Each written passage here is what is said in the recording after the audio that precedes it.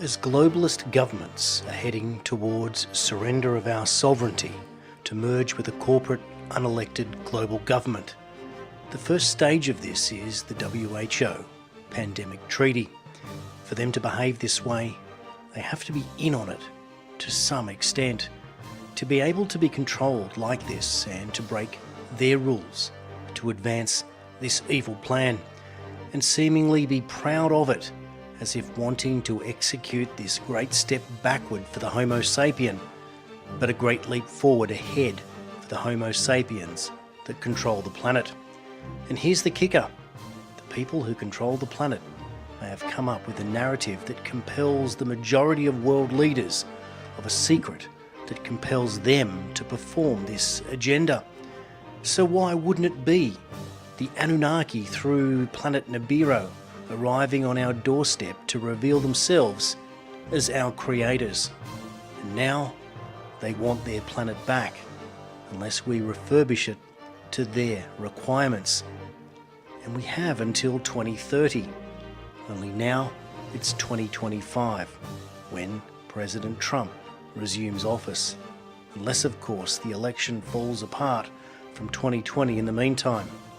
What a time to be alive. Well, thank you and welcome for everyone to join this special edition of World Series News today. This is not the news that you would expect. This is something completely different. This is an analysis, a discussion, and a perspective of something far bigger than what we're led to believe, where the minutiae of daily news is what consumes us and divides us consistently. When we get past all of it, the globalists are taken out one way or another, we're going to want to know, is it as bad as they let us believe it was, or is there something much, much bigger and much, much better? Well, in today's discussion, I'm going to introduce you to, in a moment, to an author, a brilliant man who's out there doing this work on a daily basis. His name is Ismael Perez, and I'm going to bring him in right now. Ismael, welcome to World Series News and this very special edition. Hi, Jason. Thank you for having me here. I'm excited. Look, so am I. This is it's a big deal, and there's so much we want to talk about today, and we called it AI or Ascension.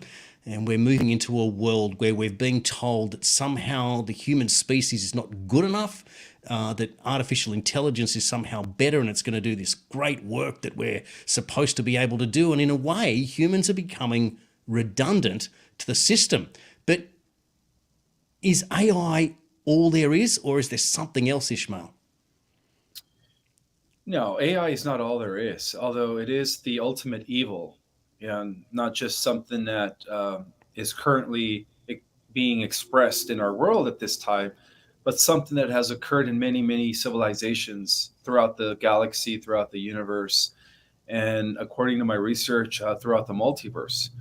So from what I've come to discover, if we could go in with the bang here, is that what we're really fighting here is not the far left, it's not the fascist, socialist, globalist agenda. It's not even their reptilian overlords, because even they have overlords. The reptilian overlords work for an ancient AI that has been consuming, destroying, assimilating world after world for billions of years. And so what's happening right now at this time, especially since what they rolled out within the last few years, is nothing more than their attempt to enslave us in a technocratic, AI-run dystopia. And that's the end game of this NWO agenda. It's not that just a few humans want to take over the world. No, they're literally handing our world over and all its resources and political power and economical power over to an AI system that is already sentient, and it is here. And I've come to understand that in terms of the biblical prophecies, not just regarding the prophecies within the biblical books, but also within other religious texts, and then also investigating the secret prophecies, I've come to understand that the rise of the Antichrist, or the rise of the beast, is referred to as artificial intelligence. So AI and artificial intelligence is the beast, in other words. It is the Antichrist, unfortunately. It's an incredible analysis, and many people will always go back to the idea, oh, there's no proof, there's no this, there's no that. How is it, Ishmael? If we just go back, and I just want to put your book up on the screen for people who are just going to tune in or watch later. I'll take that banner off there. Our Cosmic Origin, Open Your Eyes about Earth's place in the multiverse and about a creator organization of the cosmic. Can you explain just briefly before we continue what the book is about and how did you perform the research? Well, it's an attempt to explain our true celestial and cosmic origin, not the hogwash that they teach us in school that we come from apes. My book is proposing a whole new idea that involves many worlds, other dimensions, and parallel universes. Um, are and reveals not only the suppressed history of the Earth, but also the galactic history. I've come to understand that what the fascist globalist elites have been trying to do here is nothing more than what their alien overlords, the draconian reptilians, have been trying to do, but on a galactic universal scale, where they've been trying to pretty much bring absolute domination of our galaxy and other galaxies within our universe. So it is a war that is, I've come to discover, that is being fought on different realities, different dimensions. That's what they call it in interdimensional warfare.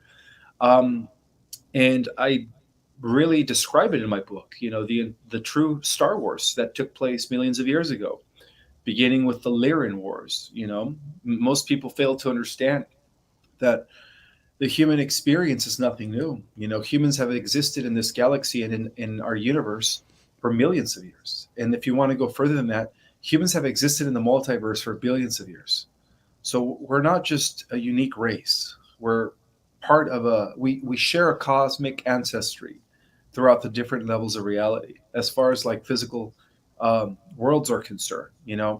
And the first humans that were that came into existence within our own universe began in Lyra. And that's where our origin is from. Now, I've come to understand that the planets that they seeded the first humans here in our universe 560 million years ago are actually also intricately tied into the Earth. It turns out that this Earth exists in multi dimensions. And when our human race was first seeded, it was seeded in the 12th dimension. So we actually descended.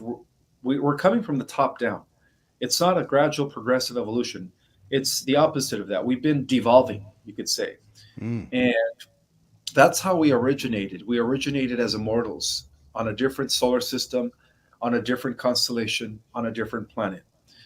And there were many wars that were fought by the original Lyrans and then, of course, the expanding Orion Draco Empire, who believed in the opposite philosophy of the Lyrans.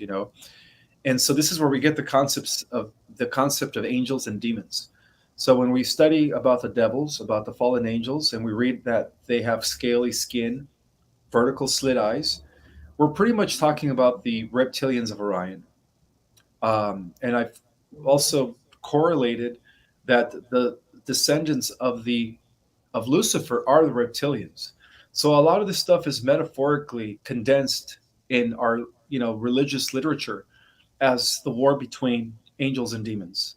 But it's really the interdimensional warfare that has been going on for millions of years in our galaxy and in other galaxies, to be exact. But the good news is that now, Jason, is that this war is now coming to an end in victory of the light. So there is God's plan that is unfolding. Whether people see it or not, those that are becoming more spiritually enlightened, more grounded, that are evolving their consciousness, are starting to see that there is a new earth that is slowly but surely coming into existence. And that earth is something that I believe that the just and the righteous are going to reap. We're expecting an event that's going to completely alter the timelines. So the wicked are not going to be going into the new ascending timeline. The wicked are going to be going into a different timeline. And that's what all the religious, I guess, literature refer to as like the harvest and stuff like that. But it's not according to religion. It's not just the Muslims that are going to be saved. It's not just the Jews or the Christians. We're talking about all the good people on the earth, despite, regardless of what religious background, or even if you're not a religious person, are going to be going into the new earth. So we are going to be seeing some sort of a timeline shift happening very shortly before the globalists throw people into these smart cities. Because Mm. Agenda 20, Agenda 45, and Agenda 30, well, it used to be called Agenda 45, corresponds with what they call a technological singularity, and that is when I'm going to use the I'm going to reference the Terminator. Skynet is in full force. Mm. Everything is controlled by artificial intelligence, and that explains why they have been trying to genetically modify people through the mRNA, poison, Hmm. um, so that people are susceptible to the AI grid that they're creating slash Skynet, whatever you want to call it. All that stuff is real, and they want to hook everybody to the Borg, to the AI mind hive, so that people can no longer make their own individual choice. But I do know that right before that event happens, what they call the technological singularity happens, that there will be some sort of split in Earth, in the timelines rather, where the just are going to be going into a better world where there is no negative technology, there is no 5G, there is no chemtrails, uh, there is no World Health Organization and all that stuff. Everything's going to be going back to the natural order on that particular timeline, and it's going to be a sudden shift, from what I understand. So for those that are doing the work, for those that are choosing to live a righteous life, you have nothing to worry about. You have nothing to Yeah. worry about. There's a lot to unpack in what you've said there. There's the rationalization of the human species as we're taught here on Earth, that we are either created by God or we're evolved from apes, two completely different scenarios.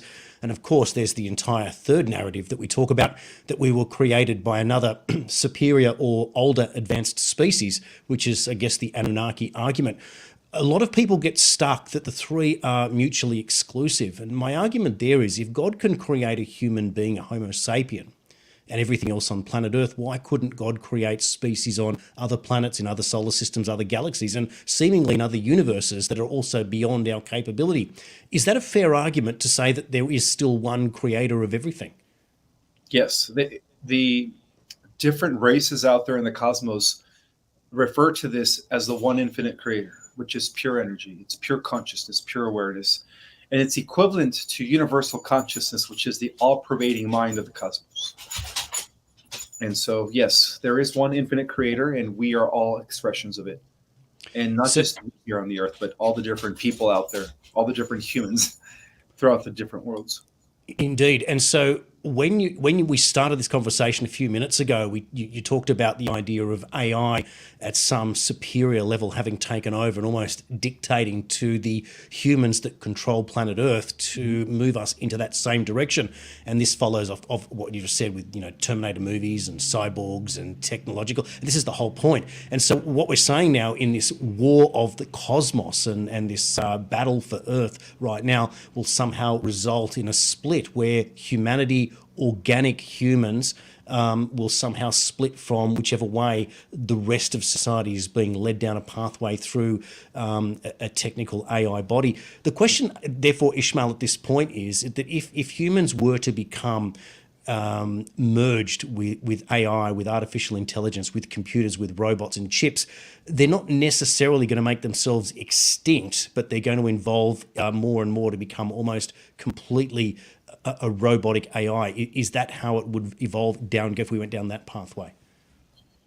Yeah, and that has already existed. Other races have fallen into that pathway, and now they Mm. regret it. Now they're time traveling back in time in order to try to save their dying race. See, the problem with integrating with technology is that we begin to lose our connection to that prime creator source, or that universal consciousness that I referred to earlier as the one.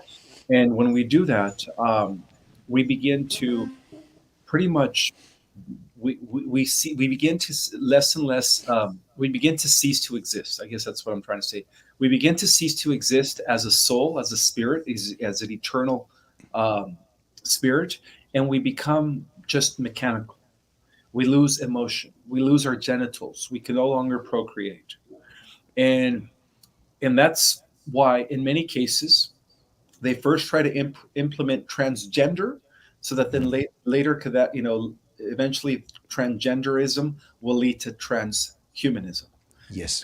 They want to begin to confuse people's, what they are, and that's why they're trying to influence the children in school, because it's all part of the transhumanist overall takeover of our planet. And that's the negative path. That is the Mm.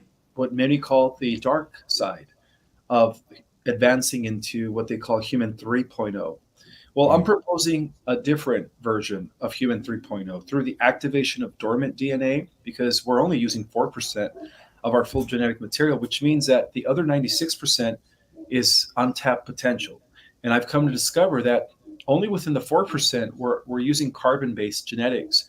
The other 96% contains our crystalline genetics, our silica, not silicon, our silica genetics, which is an advanced version of crystalline, and of course our hydroplasmic genetics, which are structures that are still connected to the universal consciousness of the one infinite creator via our soul and spirit.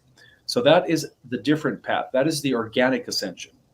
And a lot of the people that are on the earth, not a lot, but a great number of us are um, leaning, we're leaning towards that.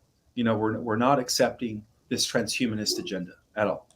And yeah, so there's going to be, we're definitely at the precipice where the old concept of the Homo sapiens sapiens as we know them is coming to an end. And Yes. after 2030, I guarantee you that you're either going to have cyborgs or you're going to have superhumans, humans like angels, angelic humans, angels, humans with supernatural abilities without the integrating with technology. Now, this is a profound statement, and many people who will watch today or watch in the future will think, are these people crazy, or is this food for thought for coming forward? But as you said, we're heading towards some form of technological singularity. And 2030 pretty much has been based now with the urgency coming from the globalists through, first of all, the pandemic treaty, which is looking forward to next year to moving ahead. Mind you, for people watching, you can check out my interview yesterday with James Roguski. There has been a bit of a setback for the globalists, and you can check that interview out on World Series News, and it's good news for many of us who are watching on.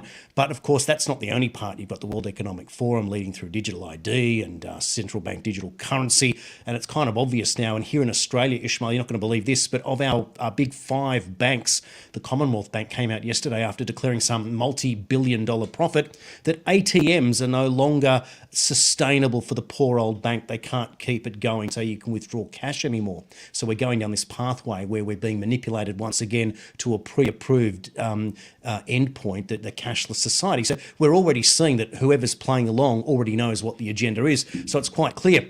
I guess the question is, do we get to 2030 and a proportion of citizens will already be microchipped one way or another, whatever the technology is at that point, and then there'll be the rest that say simply, well, either biblically, I'm not taking the mark of the beast, or through other spiritual connection, I know that that's not the pathway, or is there a third narrative again, and that would perhaps be that Trump himself gets himself re-elected, RFK Jr., I maintain, will run independent and join Trump as his Attorney General. That's my theory that I put out there, and that will result in a big cleanup. Could this be the block that perhaps splits humanity, and it's not as obvious as a mark of the beast scenario? Have you given any consideration to the steps that take place from where we are today to when we get to that singularity in the future, what a pathway may be? Yeah, well, there are an infinite number of parallel realities. We have to start perceiving our reality from a quantum model perspective rather than a Newtonian model, because if the Newtonian aspect is outdated, there is a reason why a lot of movies are introducing the concept of the multiverse, of Mm-hmm. alternative Earths. So, with that in mind, we could see that there are, different alternative Earths in a spectrum, where to the far left you have the dark, you have the negative alternative Earths, which is globalization, hooking everybody to the board, taking away freedoms, implementing the global digital currency, um, putting everybody in smart cities, right? The ultimate, you know, dystopia. And then on the far side of the spectrum, you have um, the white hats. You have the Earth Alliance exposing the cabal, taking down the cabal publicly, where they do again come back into power, Mr. T and JFK Jr. and they expose all the evil, all the corruption, everything that's been going on for thousands of years, going back to Babylon, because this isn't something new. This globalization programs have been happening for thousands of years. They just kind of change their names around, and the agenda is still the same. Same bloodlines, same families. Um, and so, depending on where people are vibrating, there is going to be a split where the good people are going to be actually part of the positive timeline where Trump comes back, JFK Jr., and they restore not only the republic, but but the entire planet becomes, you could say, restore as a result of that. So depending on where people are vibrating, depending on where they're putting their focus, that's going to determine in which Earth parallel reality they end up in.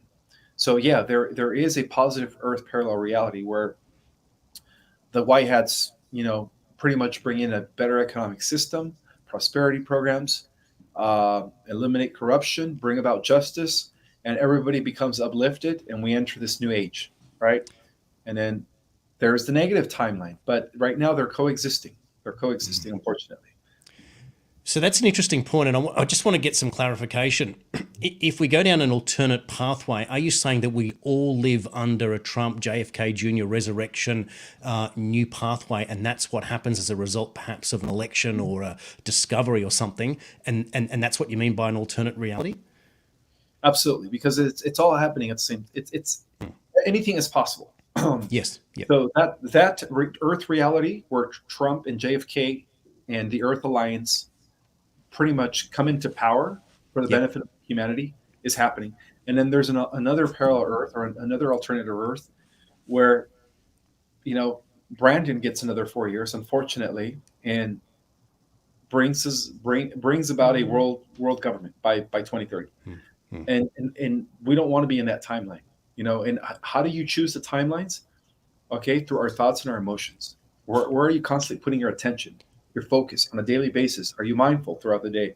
Right? Are you feeding into the negative timeline, or are you, feeding into the positive timeline? Do you consider, therefore, if we just go down this political pathway for another few minutes, that the election defeat of Trump in 2020 was therefore part of this whole evolution of the idea that he's going to be re-elected and therefore cut off the global government pathway before this 2030? Do you think that was not necessarily it was meant to happen, but it was another pathway that still leads to an inevitable result for a positive victory for the humans? Yes. You have to start thinking of everything as a chess game, and from third dimensional perspective, you have, yes, of course, they did that because Trump is a time traveler. I don't know if you know his connections with Nicholas Tesla, well, his uncle's connections, but they've been time traveling for quite some time. That's why JFK Jr. faked his death. He never boarded the plane. And so, yes, I believe that because everything's being played out like a chess game, sometimes certain things need to happen in order for the good guys to have the upper hand at the end of the game. And overall, understand that from higher dimensions, everything's being orchestrated as well. So that's why light or good or, evil is always on the losing end, and light always prevails. So that's an interest. I definitely see a comeback. Of Trump and JFK Jr. It's an interesting point you make, because if the world at the moment, the multiverse is somehow dominated by a technological species, or at least it's making that appearance to us here on Earth, when you referred to that earlier, but you still say that light will always win. And I guess what you're saying is that we are nearing the end of a cosmic war, Ishmael. Absolutely. Yes. We're ending so many cycles, cycles that go beyond what scientists could currently measure. They talk about this 5,000-year world age. They talk about a 26,000-year Platonic year, which is the revolution of our solar system around Alcyon, the parent sun. But there's also a greater cycle, which includes the revolution of Alcyon, our solar system, along with Sirius B, which is the arm of the galaxy we belong to, going around the galactic core in a period of 226 million years. So basically what's happening here is going to affect the ascension of the galaxy. So it's not just about the Earth being restored. It's about the restoration of an entire universe, from what I come to understand. So all these cycles are coming into synchronization or culmination at this time. Okay, so let's just track for a second. Humans, are we a junior species evolved perhaps from another species that either constructed us or we evolved from? But at the same time, humans have got a massive role to play in the renaissance of all life here on in the multiverse. Is that how you see it? Yeah, yes, because we're the thing about us here on the Earth is that we're like a intergalactic zoo of genetics. We our genetics are very diverse, and so a lot is expected from us. Especially as we activate some of the dormant DNA, we're going to have some abilities that other alien races wish they had, where they have to depend on external technology to do some of the things that we're going to do through our inner technology, through the dormant DNA that comes back online.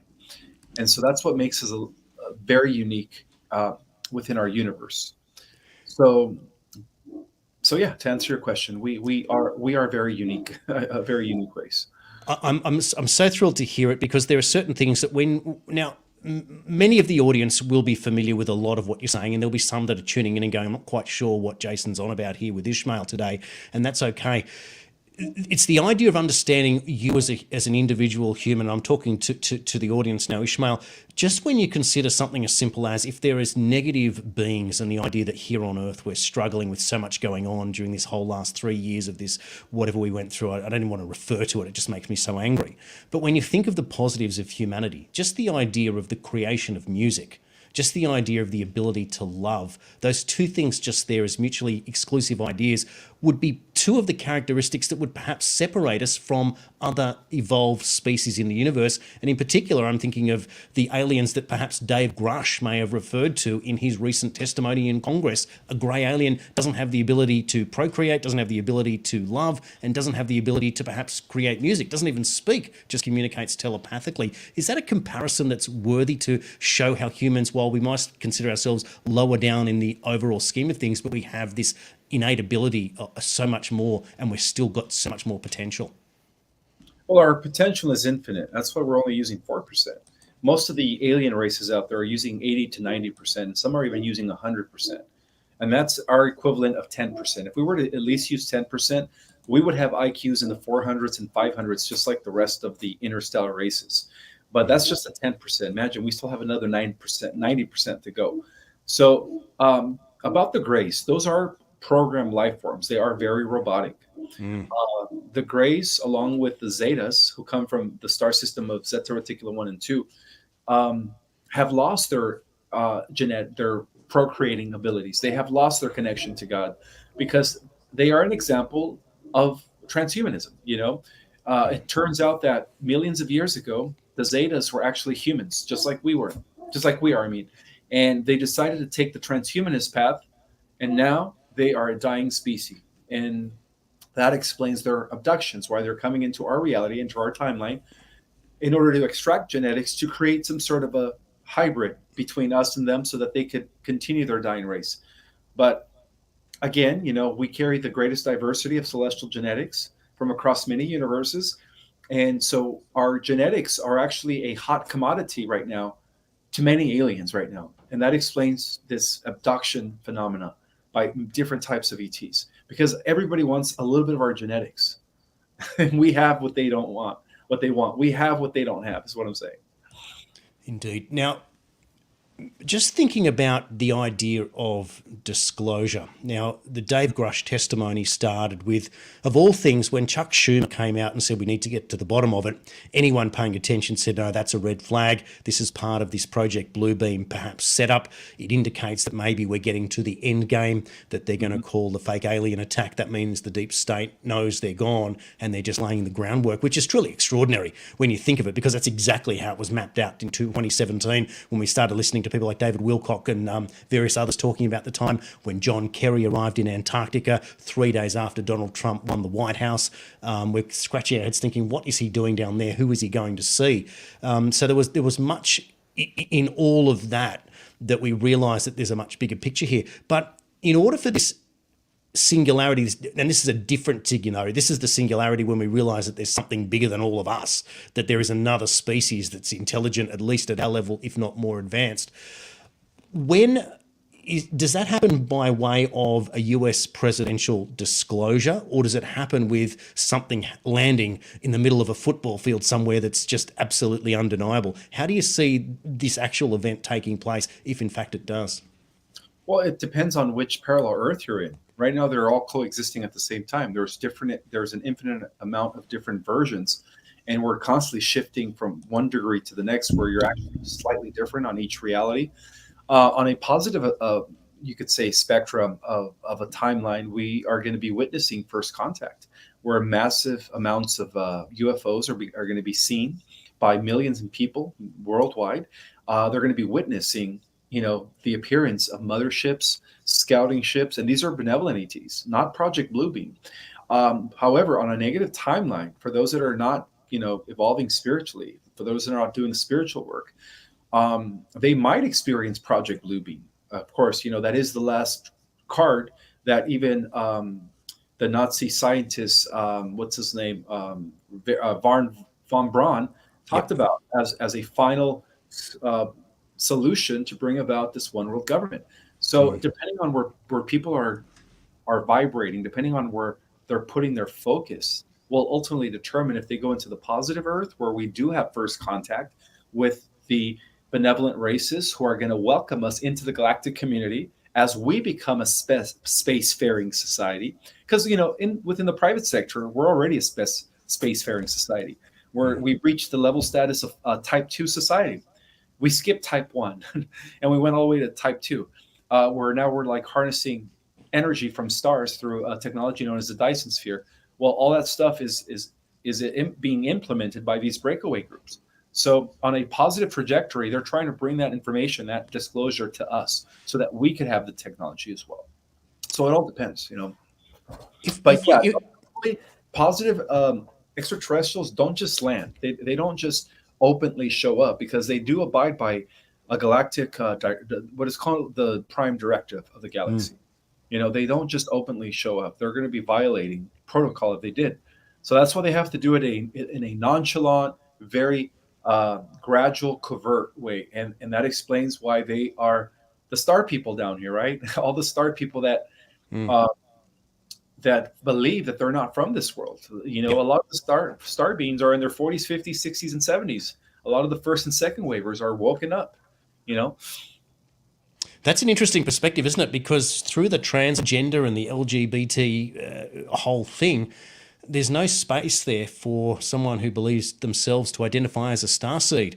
And perhaps that's another area altogether. But it's interesting, though, that the spiritual people in that regard don't look to identify themselves as somebody different and therefore engage in the politics of division. That seems to be trivial to people who see a greater, much greater universal community, not just here on Earth. Ismael, if we talk about just briefly the energy harnessing you said through the stars, the politicians that are obsessed with green energy and climate change and renewables and all these things that don't seem to work, are these people simply just playing their role and are being limited by their imagination, their scope to ask the bigger questions, such as the research that you and many others are doing? Yeah, they're just playing the role. They don't want people to understand that they do have the technology that we need, that will put an end to their petrochemical pharmaceutical companies, which are multi-billion-dollar industries. And I believe that was the reason why not Eisenhower, but many of the presidents after Eisenhower was actually, good. He actually wanted to, he wanted to bring about this advanced technology. But unfortunately, because of what Truman did, the president before him, they couldn't. At that point, the U.S. corporation, right, the government, the corporate America was already sold out to the Greys, the Zetas, and the Draconians or the Reptilians, and so unfortunately, it didn't happen. But they don't want this technology to come out to the public. They don't want 0-point energy. They don't want replicators, because if everyone had a replicator, that would end the economy. Who would want to work when you could just, it's like 3D on steroids, where you can just print out your house, your car, a piece of chocolate cake, anything you want within seconds. Boom, right there. It's an advanced technology that is actually tapped into zero point energy, where you can manifest anything you want. So they don't want us to have this technology because it's liberating. It's liberating. Now, I want to go down a slightly different pathway, and this might be a bit of a question without notice. I'm just going to put a book title up here on screen, bright yellow, everyone can see it. The Depopulation Imperative, How Many People Can Earth Support? Now, for those of us that are following the events of the last 3 years, whether or not it was the problem or the solution that was worse, and I just want to speak in a little bit of code here so that we can maintain our our broadcast on some of these social media platforms. But in my research that I've done over the years in terms of off planets, other planets and species, nowhere else in the universe exists a planet with a population, I understand, of no more than 200 or 300 million souls, and yet here on Earth we're at 8 billion. In part of this, as the negative and the positive, is it possible that we here on Earth can sustain a population of 8 billion that seemingly in 30 years' time will be 10 billion, 100 years might be 15 billion? Is that ever going to be possible, or are we going to go through a situation where the population declines both negatively and from the positive perspective? Have you got an opinion on this? Well, we're going to inherit the technology. Disclosure will take place, and we will become a spacefaring society. Therefore, we're going to be able to colonize, terraform Mars to have the exact living conditions of the Earth, like an oxygen, atmospheric condition, so that we could breathe on the surface world of Mars. Right now, the breakaway groups that are related with the secret space programs live within Mars, but we are going to have the technology, and we do, where we're going to be able to colonize other worlds and put an end to our depopulation, or our population issue. Now, the dark cabal, they want to depopulate us. That's what Mr. Bill Gates is trying to do through pretty much everything that he's doing. He's doing everything in his power to wipe out 90% of the human population, but it's not going to happen because there are forces at play here, greater forces than him, greater forces than the negative aliens and the negative AI that's also working through him, that are actually protecting the humans at this time. And the reason why there's 8 billion plus humans on this planet, whereas in many worlds there's under a billion, is because all the souls want to come here at this time because of this great transformation that's about to take place, this shift that's coming, the shift in consciousness, this shift in this radical transformation that is going to change everything for the better. And so that's why I believe that a lot of souls are here at this time. But at the same time, about less than 30% of the population are NPCs. They don't have souls, or they're generated by the Matrix. They're just kind of like robots.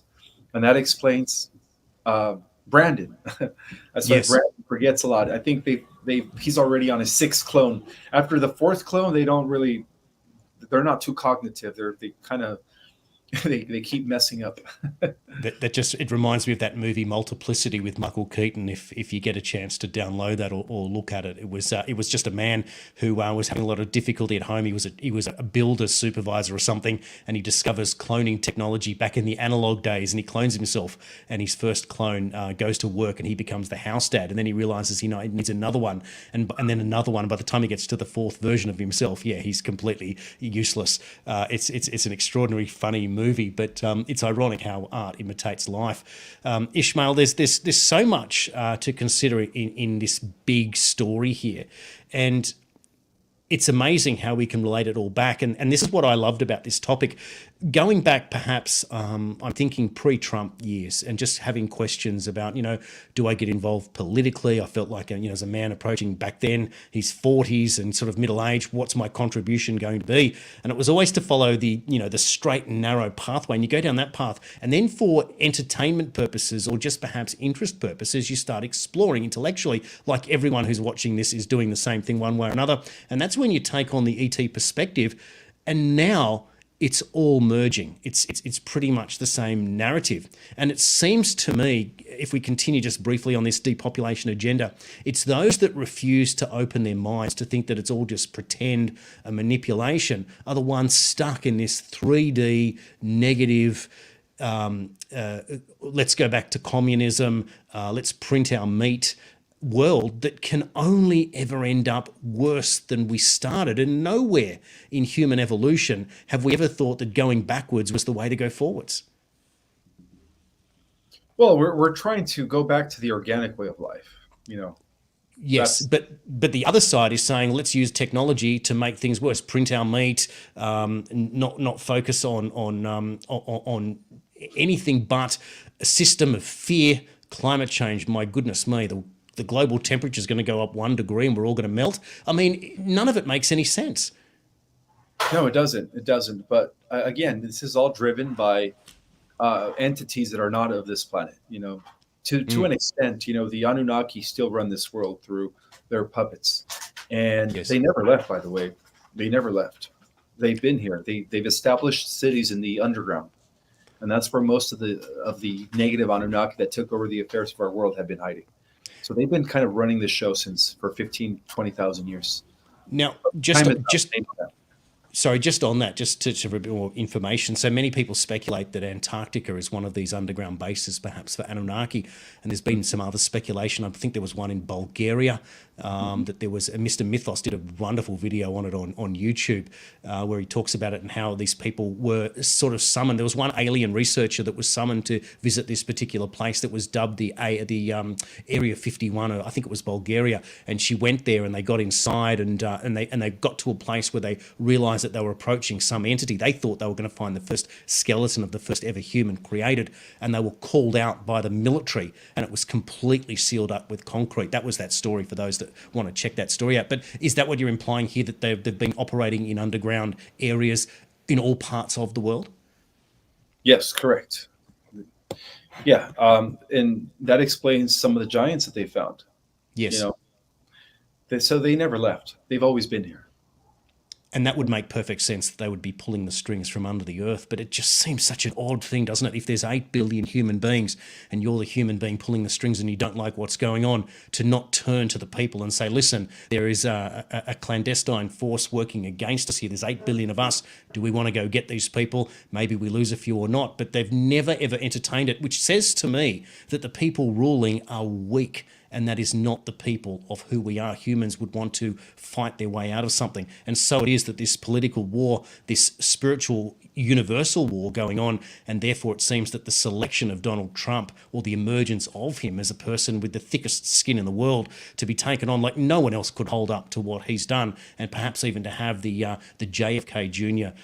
In the background, in sort of hiding somewhere else, and perhaps he's going to reveal himself as 17, the letter that responds to that number as him being the brains behind that, would be just spectacular, because it would prove to all of us that since his father was taken out back in 1963, that it's been since then that the United States went off on a separate pathway and was overtaken at that stage by the spies that had took over the world. Exactly. Yes, and that explains why before 2016, people they were drinking the Kool-Aid. They were walking to the slaughterhouse without questioning. And then 2016 came about, and all of a sudden we had this massive awakening worldwide with QAnon, military movement, the truth just coming out everywhere. People waking up for the first time to this corruption. And then I believe that that is what brought us to this moment right now, where we're eventually going to hit critical mass. I mean, it's growing. Humanity is waking up. Now, we're going to sort of hit the last quarter of our allotted time, and I'm very grateful that you're here, and it's a wonderful conversation. For mine, it's half information, half therapy, because you're answering a lot of questions that I've had, and I just feel, and there'll be other people watching that just feel that their spirits are lifting. They can feel that vibration running through their body, and when you feel that positiveness, you know that you're on the right path. But looking forward in all of this, and Ishmael, if nothing changes, you're only halfway through your life or less. You've got a lot ahead of you. What do you expect to see in your lifetime? What are the amazing things that you expect to be able to do and achieve? Well, I strongly believe that sometime between now and 2030, there is going to be an event called by many names that is going to activate our DNA, and there's going to be some sort of transition from the current reality into a better reality that is already coexisting, but on a different dimension. So I believe that the new Earth is here. I believe that when the window of opportunity comes, when the stargates open, the good people, all the good people, are going to go into the new Earth, and I believe that's going to happen between now and 2030. I believe 2030 is the deadline, Hmm. uh, and that's my personal belief. So I'm expecting to not die. I know this sounds kind of way off from left field somewhere, but I don't think people that are around between now and 2030, they're not going to die. You know, Hmm. this is the final incarnation. If Hmm. when our dormant DNA comes back online, we're going to be a whole new species. We're going to be n- not these beings that live in this body of flesh and blood that is limited, but we're going to have some abilities that are going to be equivalent to what many call superhuman powers. Hmm. That's what I believe in on the ascending organic positive timeline. Of course, for those that don't partake of the mark of the beast, this is the time to make that choice. And a lot of us are choosing the right, of course, but then there's also a lot of people within the elites that are choosing to do it in a lazy way where they want to just have these abilities, but through technology. So in either Yes. case, past 2030 and beyond, there's going to be human 3.0, whether it is through technology or through a natural um, transformation, organic transmutation of genetics, transformation of genetics. That's the word. If we therefore pivot back to our audience, the individual that's involved in all of this, what might they think, therefore, of the time, just simply the date of their birth in all of this? Should they look at it as the ultimate opportunity, as the lucky one, more lucky perhaps than their parents before them, their grandparents before them? Certainly, in my perspective, my parents unfortunately both died in their 60s and young, one in the noughties and one in the last decade. And I feel like they were young people when they died, and they missed out on so much. But at the same time, I don't think either of them would have coped with the pandemic. They were both too active; they could never have been locked down, and it would have taken them out. So in many ways, I kind of feel at peace that they passed before then. But I look at it and go, this was all because it was meant to be that I was the one that was meant to live in this particular generation. Do you see it the same way? Not that we're anything more special, but just the timeline in all of it, that it is our time. It is. Yeah. And we all chose to be here at this time. We all chose to witness and experience the greatest transition in human history that happens only once every 26,000 years. So we are, in that way, we should be grateful. We should be happy that we are here at the finish line, that, Yeah. we're going to be the forerunners of a whole new different world. And we're also going to be pioneers of a whole new different race known as Homo luminous. So we're going to go from Homo sapiens sapiens to Homo luminous. Oh, that's amazing. And how is that defined, or how is that arrived at? That term is a beautiful term, Homo luminous. How did that come about? Well, there are different terminologies depending on the group of people that are referring to this human 3.0, which is humans with supernatural abilities, like the X-Men, Mm. like the superheroes that we watch in DC and Marvel movies.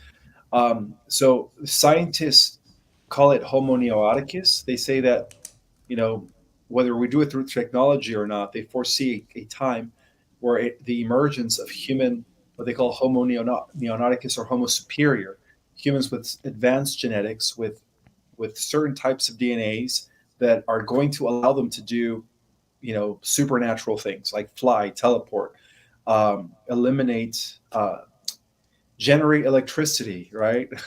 Just like Susan Thor, stuff like that. So there's different terminologies.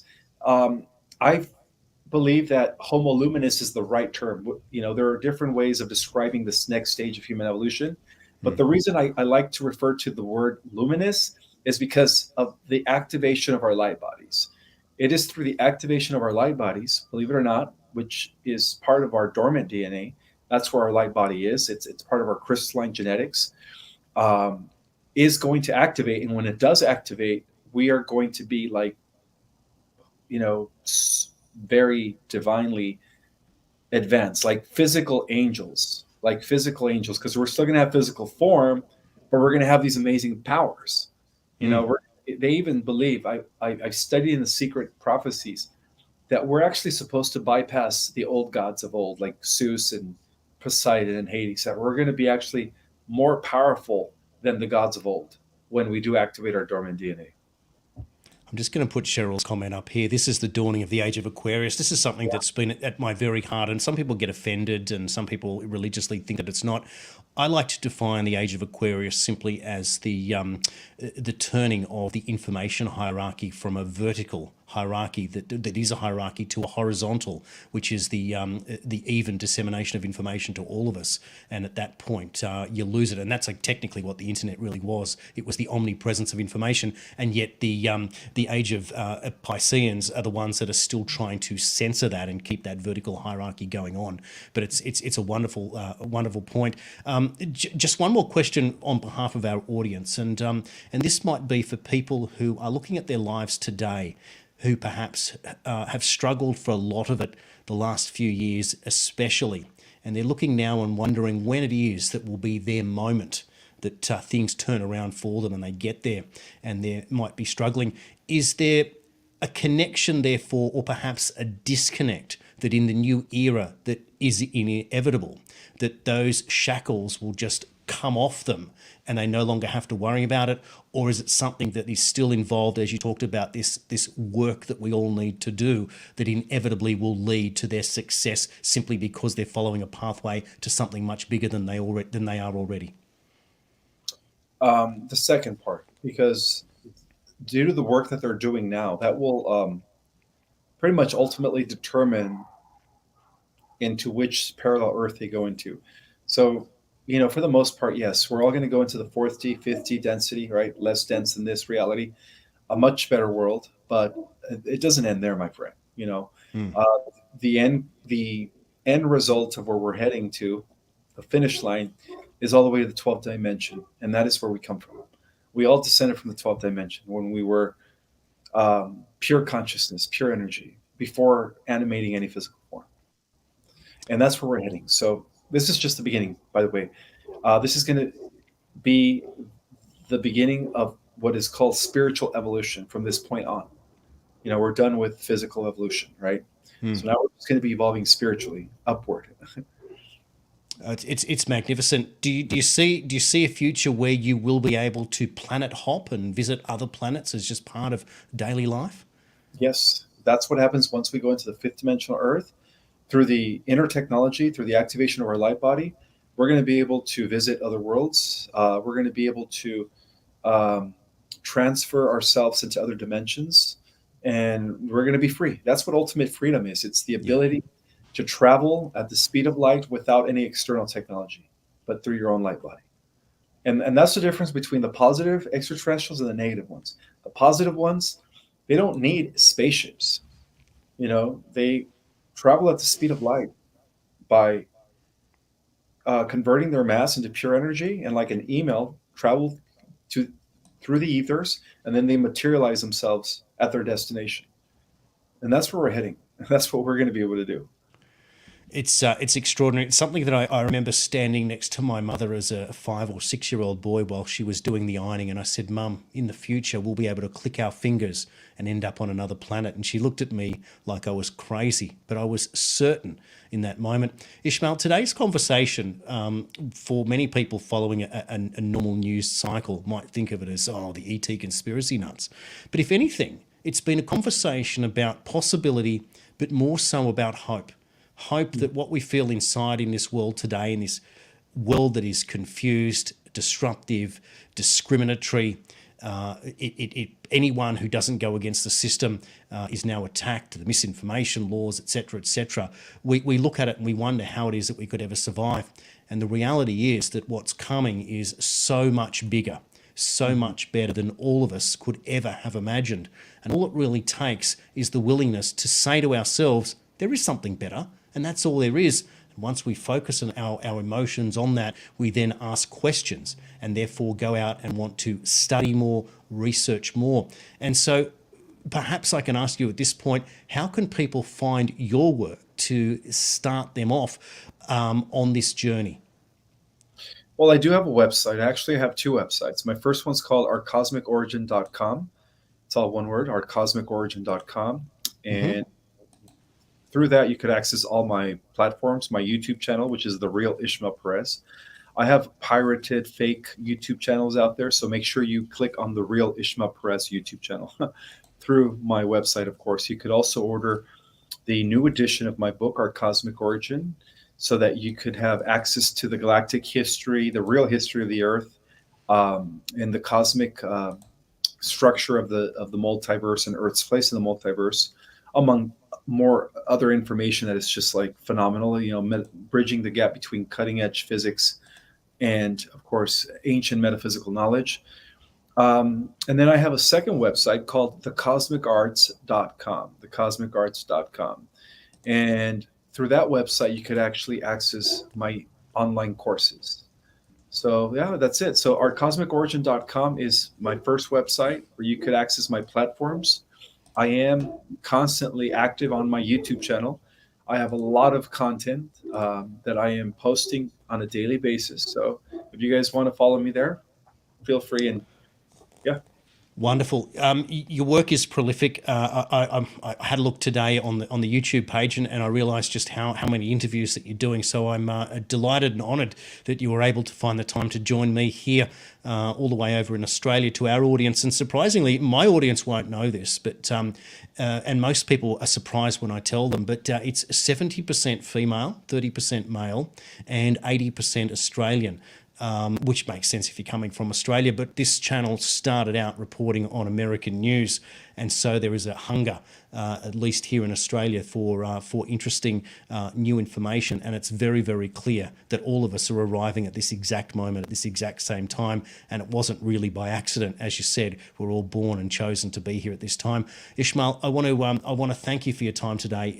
As I said, a great privilege and thrill. And for our audience, I've put the details up there on the screen. We'll put something in the comments, but go check out Ismael's work. And this is the very beginning, and perhaps even it might be the first thing you gift yourself for Christmas this year is one of Ismael's courses. I know it's something that you don't normally think of, but expansion of the mind is everything, particularly as we move to 2030. Ismael Perez, thank you for being here on the World Series News channel and the Jason Q Citizen channel. Thank you, Jason. It was a pleasure. Wonderful. Thanks, everyone. I look forward to it. And please check out the other news stories. There's an abundance of details there on World Series News, about 20 stories over the last 2 weeks of current issues that you might be surprised to see what's going on. See you all on the next show. Thanks.